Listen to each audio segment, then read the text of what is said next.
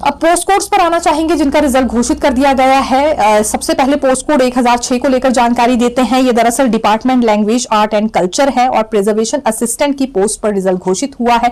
3 पोस्टें हैं इसमें। कैंडिडेट रोहित शर्मा, बलविंदर और अंकित शर्मा हैं। प्रिजर्वेशन असिस्टेंट की पोस्ट एक बार फिर दोहराएंगे और पोस्ट कोड 1006 है। 3 पोस्टों पर रिजल्ट घोषित हो चुका है। अगली बात पोस्ट कोड 987 को लेकर करेंगे। ये असिस्टेंट केमिस्ट की पोस्ट है और Himachal Pradesh general industries corporation limited Shimla में ये भर्ती होने जा रही है।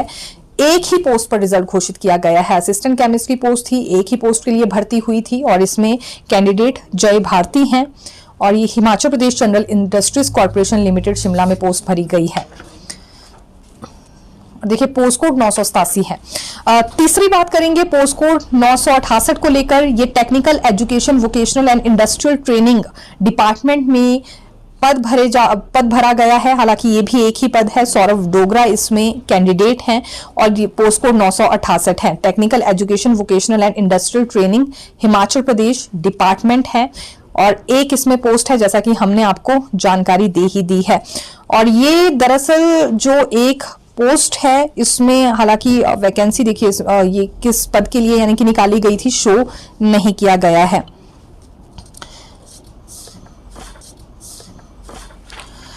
अगली बात पोस्ट कोड 966 को लेकर करेंगे। ये असिस्टेंट कंप्यूटर प्रोग्रामर पोस्ट बताई जा रही है और लैंड रिकॉर्ड्स हिमाचल प्रदेश में भर्ती होगी। एक ही पोस्ट पर रिजल्ट घोषित हुआ है, एक ही पद के लिए क्योंकि भर्ती करवाई गई थी। कैंडिडेट इसमें अनुपम सूद है और पोस्ट कोड 966 है। असिस्टेंट कंप्यूटर प्रोग्रामर की ये पोस्ट थी। तो ये 4 पोस्ट कोड्स को लेकर हमने आपको जानकारी दे दी। पोस्ट कोड 980 पर भी अपडेट लेकर आए हैं। ये दरअसल 29 नवंबर को फिर अभ्यर्थी मिलने वाले हैं मुख्यमंत्री सुक्खू से। मुख्यमंत्री ने ही इन्हें कहा था कि 22 नवंबर तक वो काफी बिजी हैं, तो इसीलिए 29 नवंबर का अब इन्होंने दिन चुना है कि 22 नवंबर के बाद 29 को जाकर मिलेंगे। रिजल्ट घोषित नहीं हो पाया है अभी तक इस पोस्ट कोड का और ये अभ्यर्थी काफी ज्यादा परेशान है। पहले सचिवालय आए थे और चेतावनी इन्होंने दी थी कि अब अपना आंदोलन शुरू कर देंगे और वापस घर नहीं जाएंगे जब तक रिजल्ट घोषित नहीं होता है। लेकिन फिर मुख्यमंत्री ने इन्हें समझाया कि यदि रिजल्ट घोषित नहीं करना होता या इनके पोस्ट कोड को कैंसिल करना होता तो 2 साल पहले ही कर दिया होता, लेकिन रास्ता जरूर इनके लिए भी निकाला जा रहा है। मुख्यमंत्री 22 नवंबर तक बिजी हैं, इसलिए उसके बाद ये मिलने आए। ये भी मुख्यमंत्री ने ही कहा। अब इन्होंने डेट डिसाइड कर ली है 29 नवंबर, लेकिन नहीं मिल पाएंगे। वजह भी हम आपको बताएंगे, उसके लिए पूरा बुलेटिन देखिएगा। 29 नवंबर को मुख्यमंत्री से आखिरकार ये क्यों नहीं मिल पाएंगे ये जानकारी देंगे।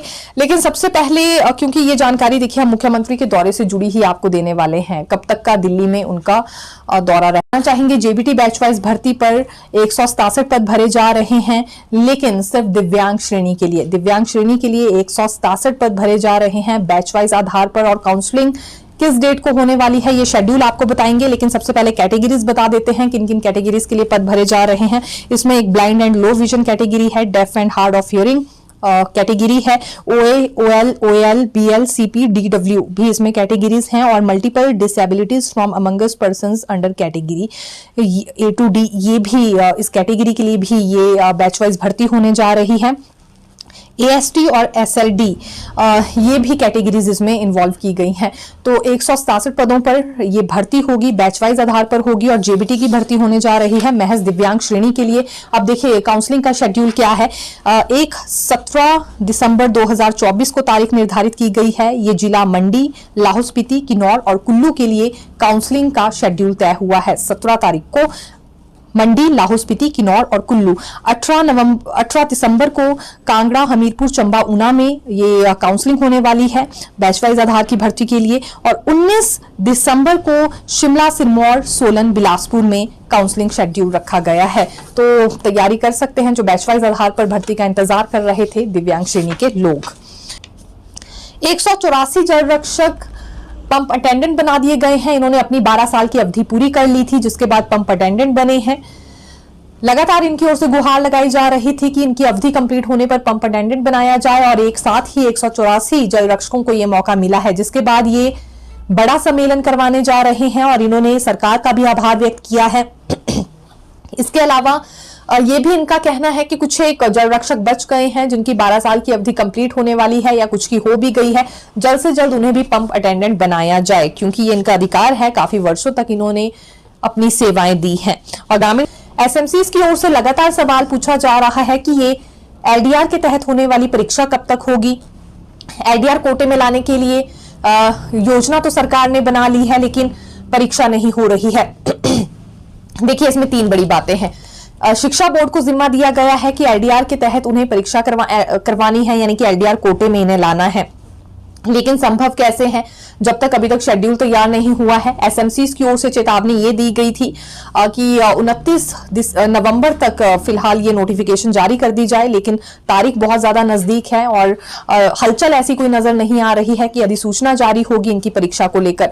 एलडीआर कोटे में आना है तो इन्हें परीक्षा देनी होगी, दायित्व शिक्षा बोर्ड को दे दिया गया है, लेकिन एसएमसीज चाहते हैं कि दिसंबर में ही ये परीक्षा आयोजित करवाई जाए और ठीक जनवरी में इन्हें नियुक्तियां दे दी जाएं, क्योंकि पिछला एक्सपीरियंस इनका ये कहता है कि देखिए, इससे पहले 2023 कैबिनेट सब कमेटी के गठन में ही कंप्लीट कर दिया गया, फिर 2024 वाला वर्ष था और ये भी अब यहाँ नियमों में बदलने में ही एक तरह से कंप्लीट कर दिया गया है कि एलडीआर के तहत कुछ एक नियमों में बदलाव किया जा रहा है।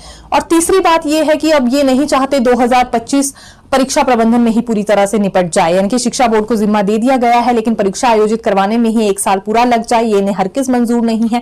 पहले क्योंकि ऐसा ही हुआ, कैबिनेट सब कमेटी ने 1 वर्ष ले लिया, उसके बाद अब एलडीआर कोटे के लिए परीक्षा होगी। अब परीक्षा लेने के लिए दायित्व किसे दिया जाए, इसके लिए पूरा 1 साल वेस्ट हो गया है और नियमों में बदलाव करने के लिए भी 1 साल लग चुका है।